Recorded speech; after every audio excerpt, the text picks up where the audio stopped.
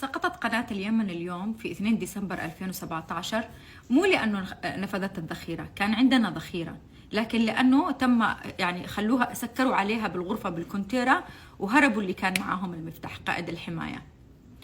العميد طارق أرفد القناة بعدد كبير من الأعيرة النارية، 50 60 40 ألف طلقة نارية، لا أعرف بالضبط العدد، الحوثيين يمكن يعرفوا لأنه استلموها زي ما هي، وسلمها. وأرفد أيضا القناة بأفراد حماية آخرين، أفراد حراسة آخرين، لأنه كنا عددنا قليل أفراد الحراسة حق كنعان. استلموا منها دفعة أولى. نتصل للي كان معه المفتاح اللي سكر عليها. أنا ما قد شفت إنه حد يسكر على، إحنا في حرب بتخلي السلاح مسكر. ليش الغرفة هذه المفروض يكون مفتوح عشان يكون سهل الوصول للعسكر ياخذ الأسلحة سكروا عليها وهربوا، خافوا، باعوا، سلموا، ما أعرف المهم إن إحنا كنا نتواصل مع قائد الحماية عشان يفتح الكونتيرة للعسكر ياخذوا أسلحة. لا يجيب. طبعا هو سنحاني، من سنحان. حتى اللي جابهم العميد طارق لا أعرف، بس أكيد كانوا يقولوا من سنحان، ما أعرف صراحة. لكن هذا اللي أنا أتكلم عنه الأخ قائد حراسة كنعان والقناة الأساسيين من سنحان اختفوا حقيقة. فلذلك كنا نتواصل حتى مع المشائخ يومها، مع لجنة دائمة، ما حد كان الكل مش في حالة صدمة. أما المشائخ والأعيان والوجهاء والمسؤولين كلهم طبعا قلقوا تليفوناتهم. أنا في الطبيعي كانوا ما يصدقوا يشوفوا تليفوني، يوقفوا انتباه، يحبوا يتكلموا هم مع النساء، أنتم عارفين. ما عاد ردوا، مغلق رقم الهاتف الذي تتصلون به خارج نطاق الرجولة حاليا، خارج نطاق الوفاء والوطنية حاليا. عشان كذا طالما أن سعادة السفير قالب لنا هذه المجموعة تتحدث عن المعركة الأخيرة وهم ما همش كانوا موجودين، يا جماعة كلمة حق. أنا الأخ اللي قال إنه مرافق للزعيم أبو شوارب، العقيد أبو شوارب، واللي ظهر بالفيلم الوثائقي واللي جنبه، أنا أقسم بالله لم أشاهدهم من 2015 إلى حين اغتيال علي عبد الله صالح مرافقين مع الزعيم. أنا أنسى الأسماء لكن الصور لا تعلق في ذهني، أنا ما شفتهم. يمكن كانوا في مهام أخرى، أما مع الزعيم مرافق لما يقول قائد الحماية حق الزعيم أنا ما شفتهم. أنا صح كانوا يتغيروا في عدد كبير، لكن ولا شفت واحد منهم هذول الاثنين. أيضا الأخ صادق الأكوع، يا جماعة أنتم شايفين الوش حقه وردي؟ أنا هذه فلاتر على فكرة، بس هذا فلتر، وشه وردي كأنه لم يتعرض للشمس 20 سنة 30 سنة. من أيام ما طلع علي عبد الله صالح رئيس هذا ما تعرض للشمس. هذا يتحدث عن معركة وتفاصيل اللحظة الأخيرة. ولا البرلماني عبد الرحمن معزب عادوا زعل، قال ليش قلتي إن أنا في بيتي في إب؟ أنا كنت في منزلي في صنعاء. صحيح أنت كنت في منزلك في صنعاء، كيف خرجت من صنعاء؟ المشايخ اللي خرجوا بعد اغتيال الزعيم وقالوا إنهم أوفياء لعلي عبد الله صالح، كيف سمح لهم الحوثيين أن يخرجوا؟ إلا إذا خرجتم مبرقعين، أقصد بشكل عام. كيف سمحوا لكم الحوثيين تخرجوا؟ أنا إلى الآن ما حد يقدر يخرج. في ناس يجلسوا يعاملوا عند الحوثيين عشان يخرجوا يتعالجوا ما يخلوهم. أقصد كيف خرجتم ما دام أنتم في صنعاء؟ هنا الوبال الأكبر. فلذلك إحنا لازم نحتاج لوقفة. الفيلم الوثائقي هذا كان المفروض، طيب ما دام أنتم يعجبكم الأسماء الكبيرة، الأكوع، أبو شوارب، العقدة موجودة، ما تجيبوا المرافقين البسطاء اللي حموا علي عبد الله صالح وسقطوا واغتيلوا، وفي ناس نجوا الأوفياء أبناء المواطنين. طيب كنتم تجيبوا الأخ سنان دويد، عصام دويد، خلاص سنان دويد، لأني أنا عشان أكون موضوعي سنان دويد أنا شفته أكثر من مرة، كان مع الزعيم في السنوات الأخيرة متواجد. هذا اسم فخم، قبيلة فخمة وعريقة، وانتم تحبوا هذا الشيء، ما يعجبكم عندكم العقدة هذه، كنت يا سعادة السفير تجيبه.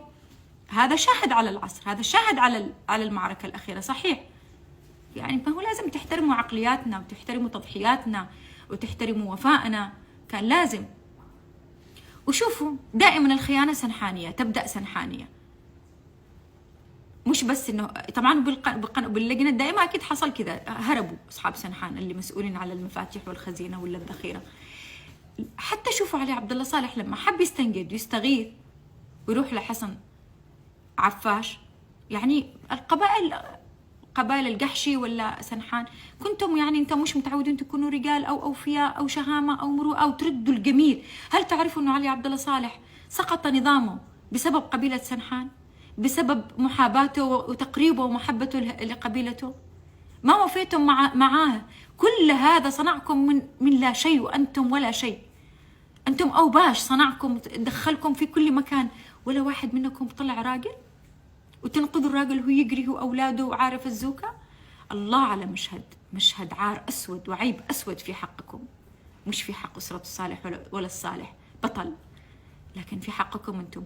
كنتم مش قادرين تكونوا رجال حتى لمره واحده وتنقذوا وتغيثوا المستقير، كنتم تخرجوا نساءكم، كانوا سيكونوا اوفى واشجع منكم، تخرجوهم يحموا علي عبد الله صالح. النساء والاطفال سيحموهم اكثر منكم يا مشائخ الطوق، قبائل الطوق. يعني معقول كنتم تتفرجوا من الشبابيك ايش اللي يحصل وعلي عبد الله صالح يصفى؟ الله اكبر. لذلك انا اقول لاحدهم لما يقول انتم كنتم مجرد موظفين لم يعد لكم لازمه فتم الاستغناء عنكم، لا، علي عبد الله صالح قبيله سنحان قررت انه ومشائخ الطوق قررت ان علي عبد الله صالح لم يعد له لازمه فتم الاستغناء عنه. هذه الحقيقه عشان تعرفوا. أما إحنا ثبتنا ووقفنا إلى آخر لحظة وبكل ما أوتينا.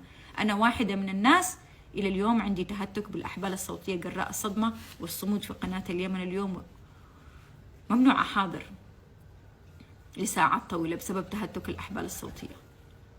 يعني عندي مشاكل، كلنا نحن الأوفياء، فما حد يقول كذا. لا يا أذ كخوتك لم يعد كان لكم لازمة عند قبائل الطوق اللي صنعتوها.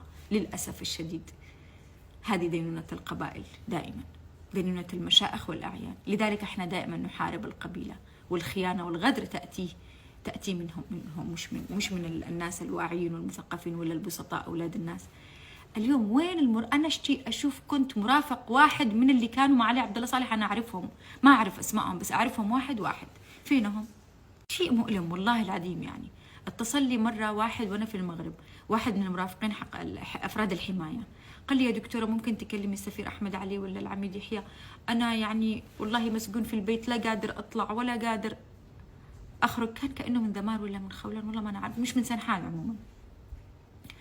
فقال لي أنا مش قادر والله، محبوس مثل المرأة، قال لي كذا وصوته منكسر وقهران. قال أنا على الأقل يشوفوا لي فيزا يخرجونا من هنا، أنا لا قادر أطلع ولا قادر يعني ولا قادر إنه محبوس في البيت.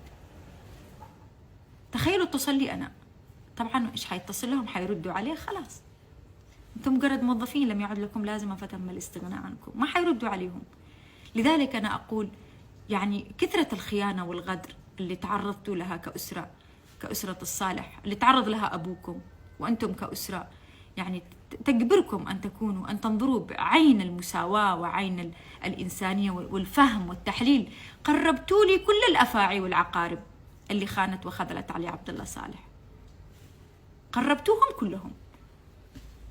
يعني ماذا أقول عن هذا؟ إيش نسميه؟ أنا ما تسمية عندي، لكن أنا ما أسميه، خلي أنتم سموه، فهمونا، إحنا نحبكم، فهمونا، كاشفونا، وضحوا لنا، طلعوا لنا مكاشفات وحقائق. يعني أفراد الحماية الحقيقية في صنعاء مش قادرين، يرحموا الله. وأنا متأكدة قدني فهمت السيستم اللي هو ابن شيخ ابن قبيلة قدوا في الإمارات ولا في السعودية ولا في، يعني ما فيش في السعودية، اللي كانوا مع علي عبد الله صالح ما همش في السعودية ولا في إلا لو شقوا من نفسهم. القبائل شقوا من نفسهم، لا القبائل هم ما شاء الله ما يخافوا، يعني ما يغلبوا يروحوا عند الكل، متسولين هم، انتم تعرفوا. وابناء الناس البسطاء المرافقين الحقيقيين الذي ذادوا عن علي عبد الله صالح، انا ما شفت واحد منهم بالفيلم ولا موجودين، ولا حتى في حد منهم يا جماعه في حد منكم مرتاح، انا صديقتكم تعرفوني واحنا اخوان، كلموني اقنعوني انه مهتم فيكم، انه فلوس السفير احمد علي تشملكم ايضا، وليست فقط للمشائخ الخونة والقيادات الخائنة التي غدرت الزعيم الله يرحمه.